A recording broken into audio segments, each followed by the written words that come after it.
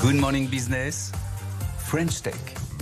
8h19 sur BFM Business et sur AMC Découverte. Notre French Tech aujourd'hui, c'est Craft avec Marc Nègre, son cofondateur. Bonjour, bienvenue sur le plateau de BFM Business. Vous étiez en train de dire la semaine prochaine, ça sera la folie au sommet de l'IA. Mais c'est vrai, BFM Business sera partenaire. On sera bien évidemment en direct du Grand Palais la semaine prochaine. Et on apprend, je vous le dis Anthony Morel à l'instant, que le vice-président américain JD Vance se rendra au sommet de l'IA à Paris la semaine prochaine. C'est de sources diplomatiques françaises. En même temps, qui n'y sera pas? Oui. Je ne sais pas. Il y aura tout le monde, dont nous. Allez, c'est parti, on parle BTP avec vous, Marc Nègre, puisque vous avez mis en place une solution de messagerie dédiée aux professionnels du bâtiment. C'est WhatsApp, mais en mieux. C'est exactement ça. En fait, l'idée, c'est que sur le chantier, tout le monde utilise des moyens de communication hyper informels à la SMS, à la WhatsApp, Telegram, coup de téléphone. Et c'est génial parce que c'est ultra simple et donc tout le monde en est capable. Et sauf que dès qu'on a plusieurs chantiers en parallèle, 5, 10 répartis sur un ou deux départements ou alors plusieurs équipes sur un chantier, on s'y perd un peu dans le bureau quand on a besoin que l'info rentre dans des boîtes. Et donc notre idée, c'est juste de rassembler le meilleur des deux mondes entre ça ressemble tellement à WhatsApp qu'il y a zéro formation et c'est une conversation par chantier. Et hop, derrière, les messages et les photos viennent se classer dans des rapports, cartographie, bases de données pour être vraiment exploitables par les équipes du bureau. Et du coup, ça réconcilie tout le monde. C'est vrai que ça a l'air hyper simple quand on voit les images de l'application. Ça ressemble vraiment à WhatsApp. Mais du coup, c'est destiné à qui? C'est-à-dire c'est sur un chantier, différents corps de métier qui vont pouvoir communiquer les uns avec les autres pour pouvoir gagner en productivité? Ou alors c'est sur un corps de métier particulier, je sais pas, les plombiers ou les électriciens qui vont pouvoir parler de tous les chantiers qu'ils sont en train de gérer en même temps? Super question. Et c'est plutôt le deuxième cas, c'est-à-dire quand je suis une entreprise par exemple d'électricité générale, j'ai peut-être 10, 20 chantiers en parallèle et donc j'ai besoin d'avoir ma communication interne entre moi au bureau conducteur de travaux et mes 2-3 chefs de chantier que j'ai sous ma responsabilité, parce qu'il va se passer plein de choses en interne que je ne veux pas forcément tout de suite partager aux clients. Il faut d'abord régler les enjeux nous-mêmes. Pas se planter de conversation quand même. Oui, c'est tout le problème.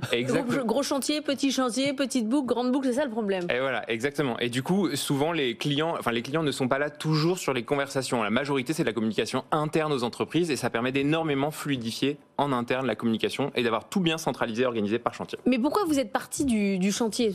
Ça pourrait être n'importe quelle organisation professionnelle, enfin ça marche pour n'importe quoi. Très bonne question. Alors, et que des bonnes questions aussi. Ah ouais, oui. Carrément. Faut le savoir. J'aimerais beaucoup pouvoir dire que j'ai grandi sur un chantier et que c'est pour ça que j'ai eu envie de monter ce projet. Mais en pratique, c'est plutôt qu'on avait commencé dans un autre secteur, si vous voulez, je peux y revenir, et on s'est rendu compte que l'outil qu'on était en train de construire, ce petit WhatsApp amélioré, mieux organisé, il correspondait juste beaucoup mieux au monde des chantiers. Vous êtes parti de la techno en fait. Et on est parti Vous aviez l'idée et...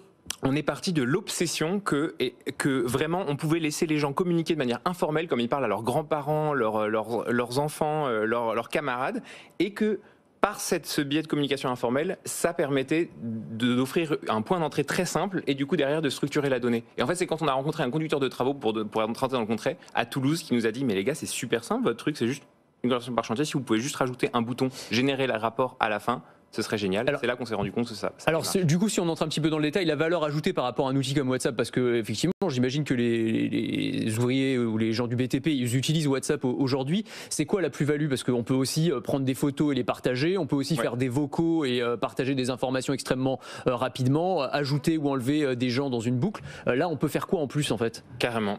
Il y a 4 grandes différences. Première différence, les photos sont géolocalisées. Et donc, quand je construis une route, une canalisation, un réseau électrique, le long de mon linéaire, je sais exactement où se passent les événements.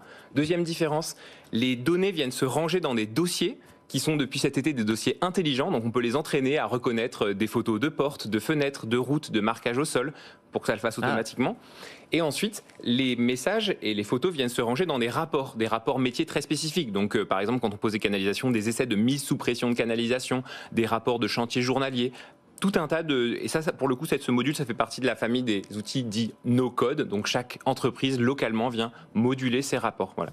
Et évidemment, la 4e grande spécificité, c'est que dans notre vision, et depuis cet été, ça y est, c'est le cas, une partie de cette classification est faite par l'intelligence artificielle. Et ça va continuer à se développer en termes de cas d'usage. Donc vous ne connaissiez rien au chantier, vous y êtes mis, vous avez fait comment? Vous êtes allé convaincre la Fédération française du bâtiment? Ça s'est passé comment? Ça a été un long processus. On a passé énormément de temps sur terrain, sur chantier, avec les équipes, en agence, avec les conducteurs de travaux pour comprendre comment tout fonctionnait.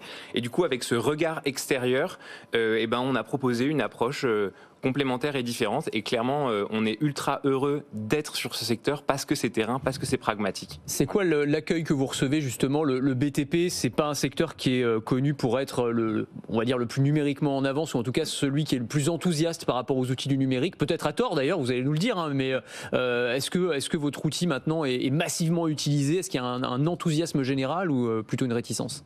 Eh ben, franchement, ce qui est génial, c'est que tout le monde sait envoyer un SMS, tout le monde sait envoyer un WhatsApp, et du coup, via ce point d'entrée, même les moins digitaux y arrivent, et c'est les retours qu'on a, quoi. Le nombre de personnes qui m'ont dit « Ah, mais c'est génial, c'est juste, ça me change rien à ma vie d'avant, mais en fait, ça change tout. » Et donc, à l'heure actuelle, on a un peu plus de 20 000 utilisateurs actifs, 1000 entreprises clientes. Dont Vinci, Bouygues, donc des grosses. Hein. Absolument, dont des entités locales de Vinci Construction, tout à fait, des majors, comme des entreprises familiales. Et là, les utilisateurs sont vraiment très contents. Et vous arrivez à quantifier, alors, en termes de retour sur investissement, ou en tout cas en termes de temps gagné moyen par artisan du BTP, vous savez le mesurer, ça, grâce à ce genre d'outils? Alors, on n'est pas très quantitatif dans notre approche. On est beaucoup dans le retour qualitatif des utilisateurs. Il y a beaucoup d'utilisateurs qui nous disent « Je gagne 2 heures, 3 heures de reporting par semaine. En cas de problème, je gagne potentiellement même 1 semaine, 2 semaines de préparation d'un dossier pour mettre en place la traçabilité. » Beaucoup de choses comme ça. Et puis après, c'est juste de la fluidification du quotidien de « Mais toutes mes infos sont là, c'est trop bien. » Et je fais plus de grosses bourdes. Mauvaise boucle. Ça, non, mais c'est ce qu'on voit quand même. Enfin, il y a vraiment une tendance de fond, parce que là, c'est un exemple dans un secteur, mais on a reçu plein de startups qui sont dans l'optimisation de toute la partie finalement paperasse administrative. On l'a dans la santé avec Nabla par exemple, hein, qu'on a fait venir régulièrement. Enfin, je pense qu'il y a vraiment une tendance de fond, et là c'est des gains de productivité qui sont massifs en réalité. 13 millions d'euros levés, c'est pour faire quoi? C'est du commercial, parce que la techno elle est au point là, donc. Et la techno est au point. Très bonne question. Clairement, l'argent est un bon serviteur et un mauvais maître, donc on a beaucoup de plans pour investir ces 13 millions d'euros, principalement sur 2 axes. Un, le développement à l'international, parce que autant il y a 3 ans on était plutôt en avance sur d'autres pays européens, autant maintenant il faut y aller, sinon on risque de plus être à l'heure.